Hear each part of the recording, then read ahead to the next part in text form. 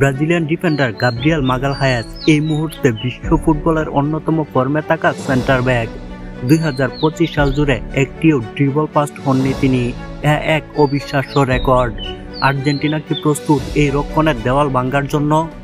ডিফেন্ডারদের জন্য সবচেয়ে বিব্রতকর মুহূর্তের একটি হলো প্রতিপক্ষের ড্রিবলে বোকা বনে যাওয়া, কিন্তু গাব্রিয়েলের ক্ষেত্রে এটি ঘটছেই না। 2025 সালের শুরু থেকে এখন পর্যন্ত খেলা 19 ম্যাচে একবারও কোনো ফুটবলার তাকে ড্রিবলিং করে পরাস্ত করতে পারেনি।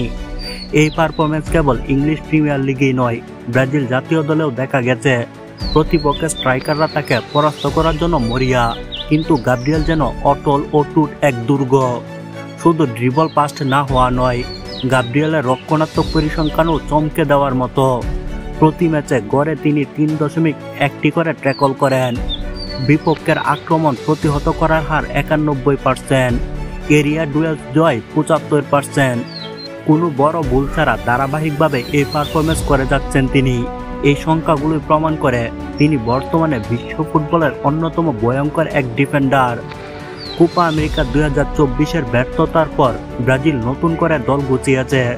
আগামীতে ব্রাজিল বনাম আর্জেন্টিনার মধ্যকার ম্যাচে গাব্রিয়েল থাকবেন রক্ষণে।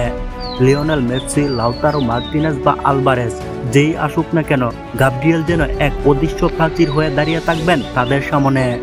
আর্জেন্টিনার জন্য এটি উদ্বেগের কারণ হতে পারে, কারণ তাদের আক্রমণ ভাগের মূল অস্ত্রই হলো দ্রুতগতির ড্রিবলিং।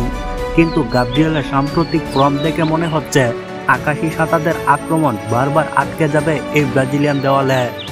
গাব্রিয়েল মাগালহায়েস বর্তমানে বিশ্বের অন্যতম সেরা ডিফেন্ডারদের একজন হয়ে উঠেছেন। তার রক্ষণাত্মক দৃঢ়তা এবং ট্যাকলিং দক্ষতা ব্রাজিলকে নতুন উচ্চতায় নিয়ে যেতে পারে।